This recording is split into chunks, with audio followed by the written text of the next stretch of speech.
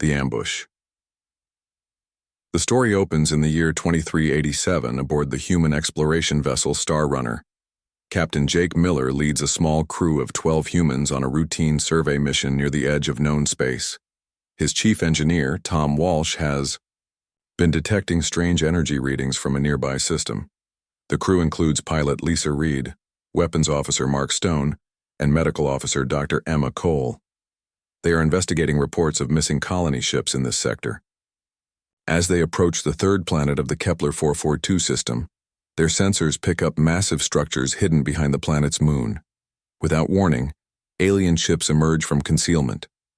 The attackers are the Vac Empire, a militaristic race that has conquered dozens of worlds. Admiral Crone leads this particular fleet, believing humans to be another weak species ripe for enslavement.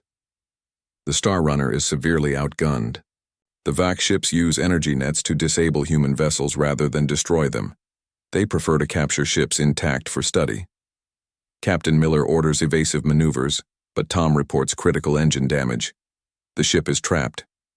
As the Vac boarding, parties prepare to storm the vessel. Miller makes a fateful decision. He activates the ship's emergency beacon and records a final message.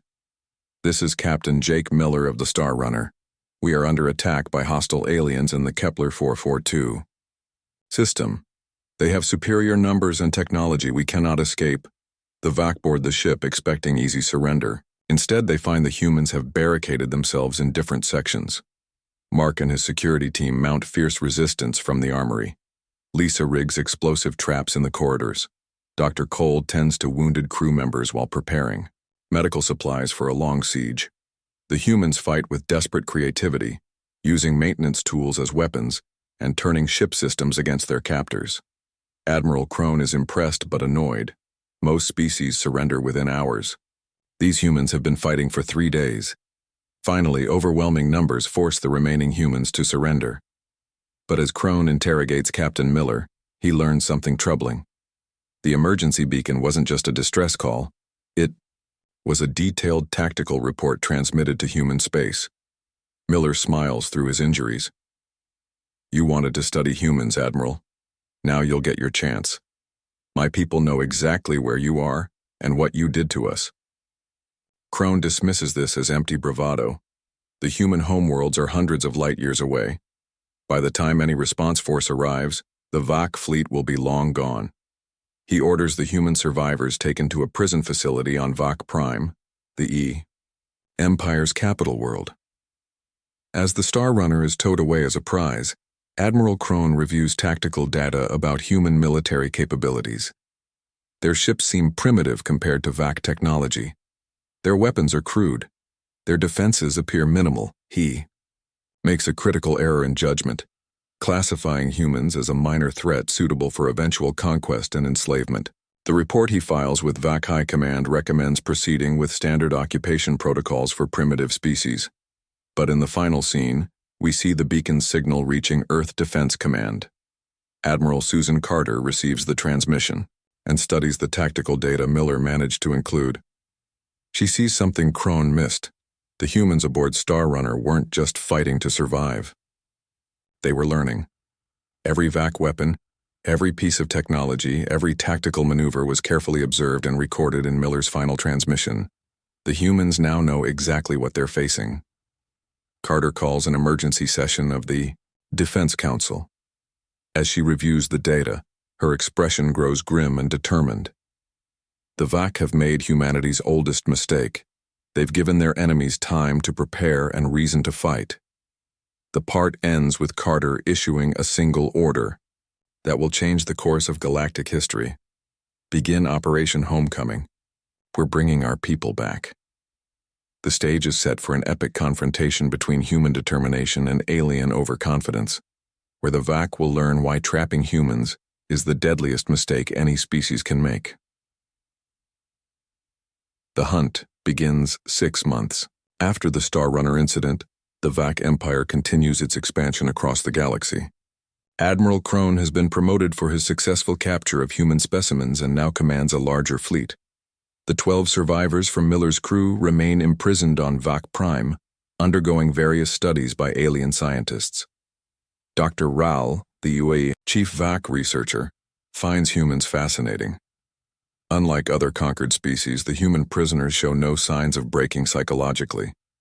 Captain Miller organizes work details among the prisoners. Tom maintains their makeshift equipment. Lisa plans escape routes that never quite work. They adapt, survive, and wait.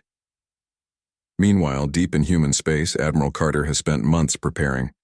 The Defense Council initially resisted her aggressive plans, but Carter convinced them with a simple argument. They have our people. That makes this personal. Human fleets begin mobilizing across 12 star systems. The response isn't just military, it's industrial. Shipyards work around the clock. Scientists analyze every piece of data from Miller's transmission. Engineers develop new weapons specifically designed to counter VAC technology. Carter's strategy is methodical. Rather than launching a direct assault on VAC territory, she begins with reconnaissance missions. Small stealth ships slip into VAC space to gather intelligence. These scouts map enemy positions, identify supply lines, and locate the prison facility holding the Star Runner crew. Commander Alex Turner leads one such mission aboard the stealth ship Ghostwalker. His team includes specialist Nina Cross and technical expert Ben Parker. They successfully infiltrate a VAC supply depot and discover something troubling. The VAC empire is much larger than humans realized, spanning nearly 1,000 star systems. Most species would be intimidated by such odds. Humans see it differently. As Turner reports back to Carter, "They're spread thin, Admiral. Big doesn't always mean strong." The human response begins with precision strikes on isolated VAC outposts. These aren't random attacks, they're carefully planned operations designed to capture VAC technology and prisoners for interrogation. Each raid provides more intelligence about enemy capabilities and weaknesses. Captain Roy Black leads the first major assault on a VAC research station. His Marines fight with the same desperate creativity shown by Miller's crew, but now they're armed with weapons specifically designed to penetrate VAC shields. The station falls in 6 hours. From captured VAC prisoners, humans learn about their enemy's psychology. The VAC are used to quick conquests against technologically inferior species. They rely on overwhelming force and intimidation. Long campaigns drain their resources and morale. Admiral Carter realizes this is humanity's advantage. "They fight wars," she tells her staff. "We fight survival." The human campaign escalates systematically. Supply convoys disappear. Communication relays are destroyed. VAC patrol fleets find themselves hunting ghosts, human ships that strike without warning and vanish before reinforcements arrive. On VAC Prime, Admiral Crone begins receiving disturbing reports. Human attacks are too coordinated, too precise. These aren't random raids, they're part of a larger strategy. The High Command orders him to locate and destroy the human homeworlds before their resistance spreads. But Crone faces a problem no VAC commander has encountered before. Every time his forces move to counter human attacks, the humans seem to anticipate their response. It's as if the enemy knows VAC tactical doctrine better than the VAC themselves. Dr. Rao provides the answer during a meeting with Crone. "The human prisoners," he explains. "They've been watching us, learning from us, every interrogation, every medical procedure, every conversation. They absorb information like sponges." The realization horrifies Crone. For months, while the VAC studied human biology and psychology, the humans were studying VAC military strategy and technology. The prisoners weren't just enduring captivity. They were conducting espionage. As if to confirm his fears, Crone receives an encrypted transmission on VAC military frequencies. Captain Miller's face appears on screen, somehow broadcasting from his prison cell. "Admiral Crone," Miller says calmly, "I told you my people would come for us. They're not just coming. They're already here. Every move you make, we know before. You make it. Every weakness in your defenses we've mapped. You wanted to study humans? Here's your lesson. We don't just fight wars. We win them." The transmission ends, leaving Crone staring at static. Outside his command ship, space suddenly erupts with human vessels decloaking around the VAC fleet. The hunters have become the hunted. Part 2 ends with the first major space battle between human and VAC forces, as Admiral Carter's methodical Campaign transitions into open warfare. The price of arrogance. The space battle above Vac Prime becomes a turning point in the war. Admiral Carter's fleet appears from hyperspace with perfect coordination, catching Admiral Crone's forces completely off guard.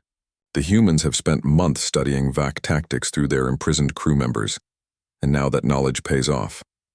Captain Miller watches from his prison cell as human ships dance between Vac vessels with lethal precision.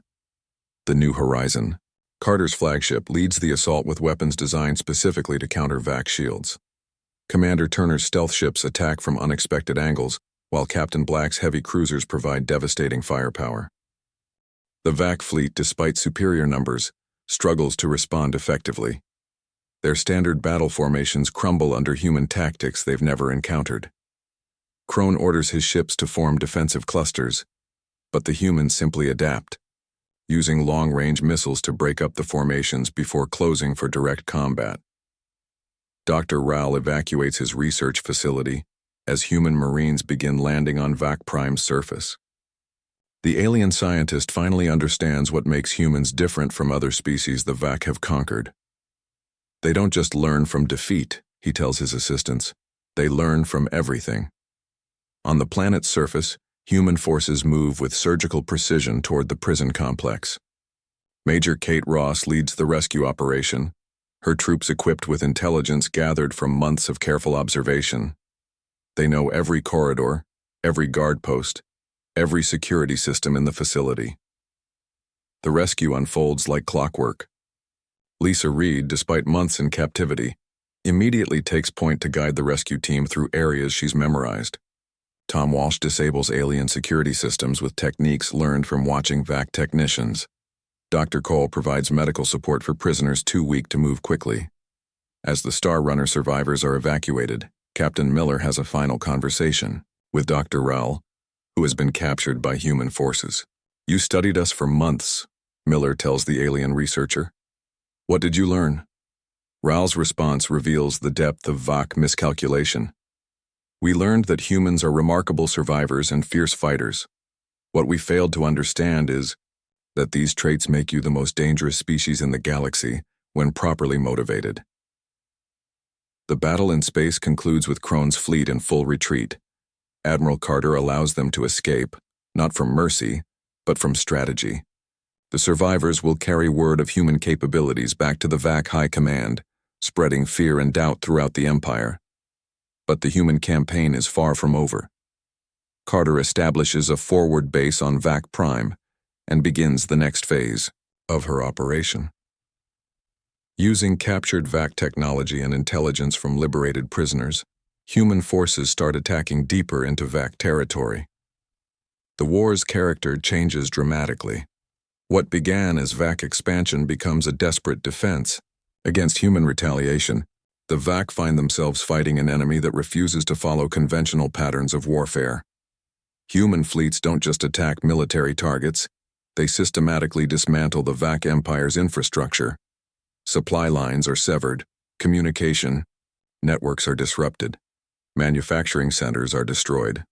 The humans wage total war with the methodical precision of engineers. Commander Cross leads deep strike missions against Vac industrial worlds. Her teams don't just destroy facilities, they capture key personnel and technical specifications. Each raid provides more intelligence for future operations while denying the Vac critical resources. The psychological impact on Vac forces becomes severe. Admiral Crone finds himself commanding troops who fear an enemy they can't predict or understand. Vac soldiers begin surrendering rather than face human forces in combat. The Vac High Command realizes they've made a catastrophic error.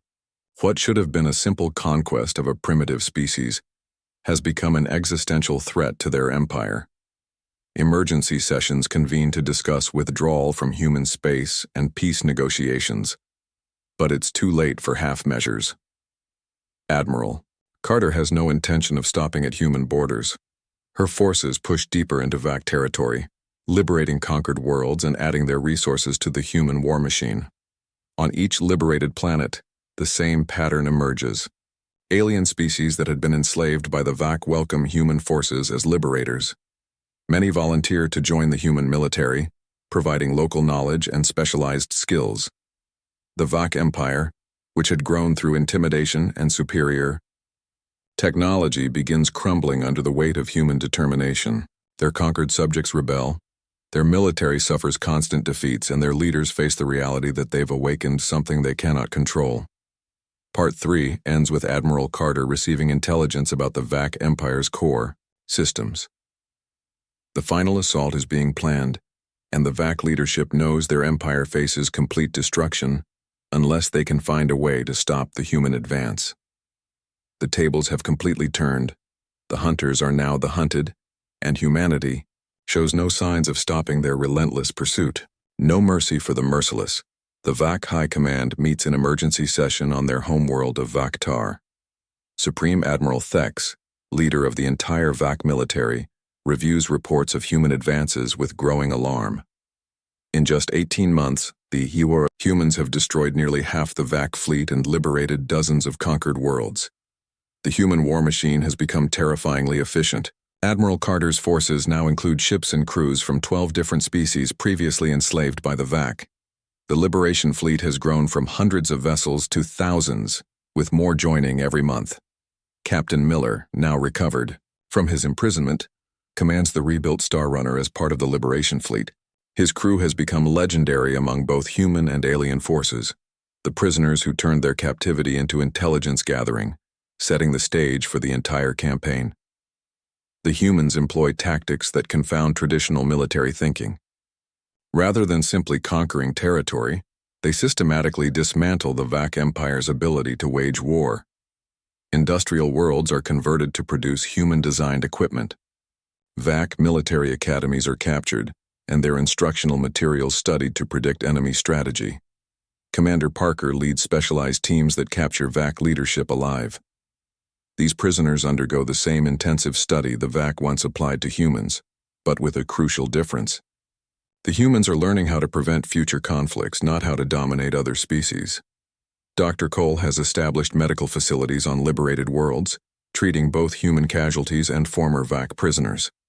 Her work reveals another aspect of human nature that aliens struggle to understand: the capacity for mercy toward those who show genuine remorse. Some VAC soldiers, horrified by their empire's cruelty, defect to human forces. Commander Hart leads a unit of mixed human and reformed VAC troops, proving that humans can work with former enemies when those enemies acknowledge their crimes. But forgiveness has limits. The VAC leadership, including Admiral Crone, shows no remorse for their actions. They continue planning new atrocities even as their empire collapses around them. Intelligence reports reveal plans to use biological weapons against liberated worlds and execute all remaining prisoners. This intelligence reaches Admiral Carter as her forces approach the VAC core systems. Her response is swift and decisive. All negotiations are terminated. The final assault on Vaktar will proceed with one objective: complete elimination of the VAC military leadership. The siege of Vaktar becomes the largest space battle in galactic history. Thousands of ships from dozens of species converge on the VAC homeworld. But this isn't just about military victory. It's about justice for countless atrocities committed across centuries of VAC expansion.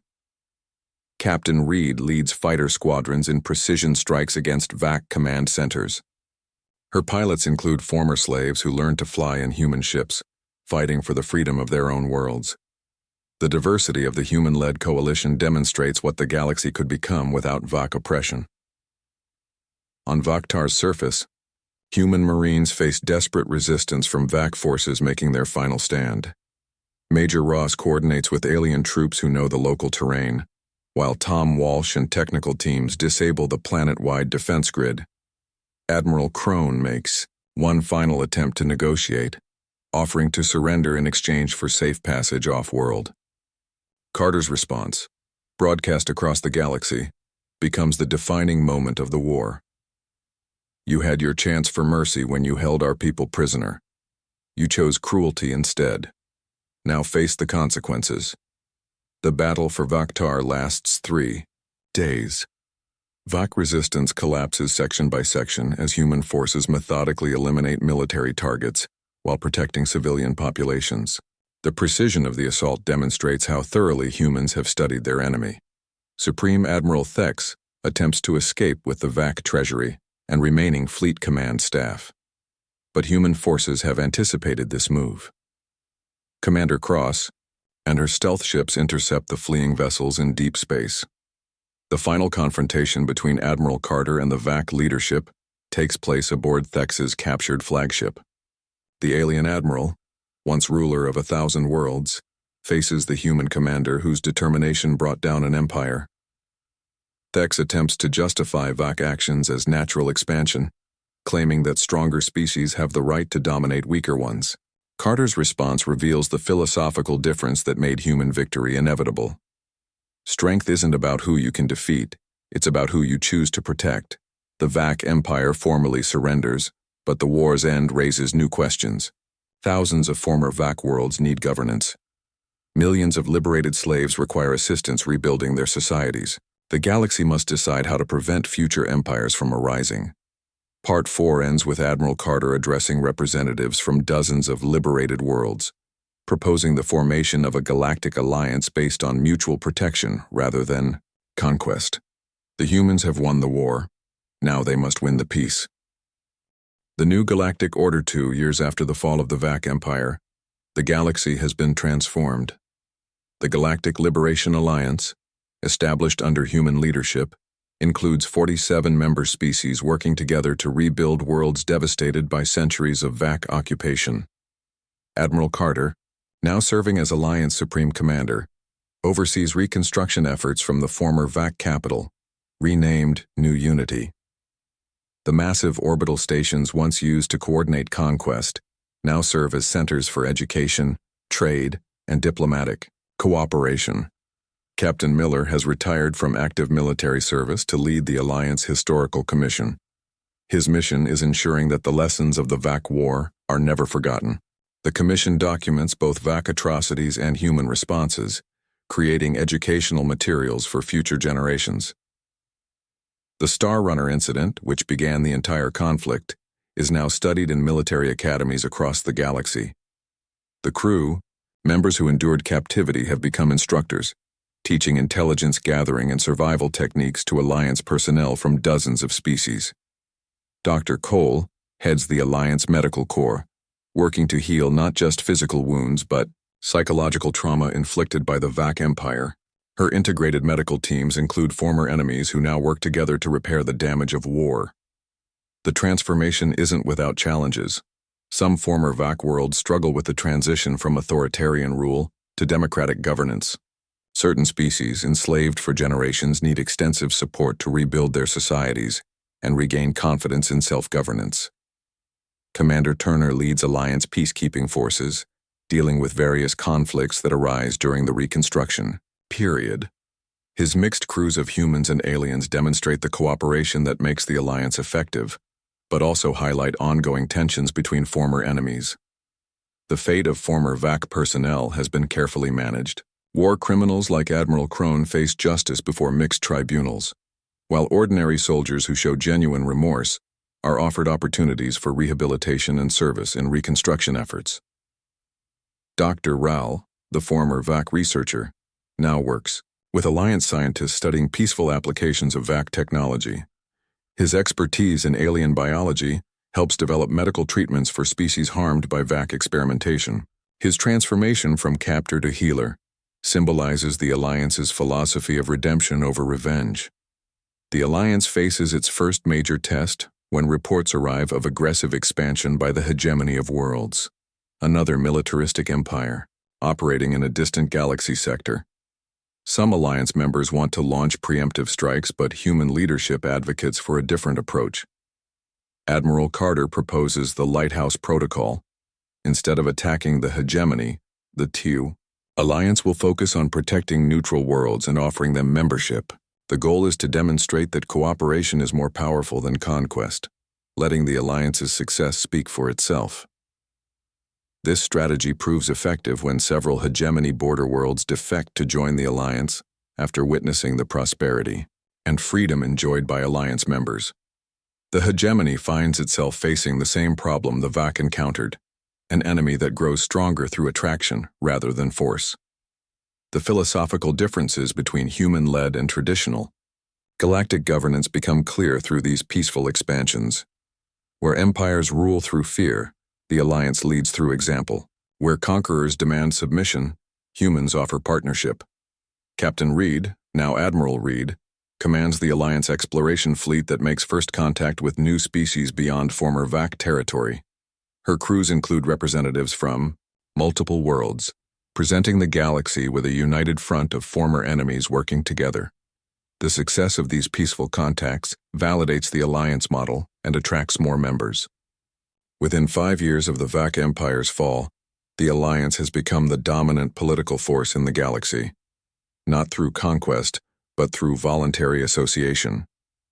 Major Ross, now General Ross, oversees Alliance military training programs that emphasize defense over offense.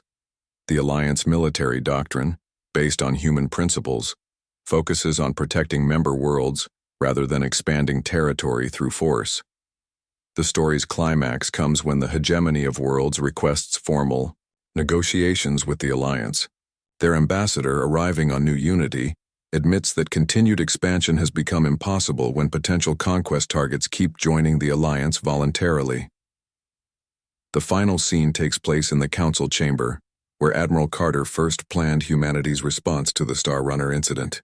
Now, representatives from across the galaxy gather to sign the Galactic Peace Accord, formally ending the age of galactic empires. As Carter reflects on the journey from a single captured ship to galactic transformation, she receives a message from Earth. Humanity's home system wants to know if the galaxy is finally safe for human exploration and colonization.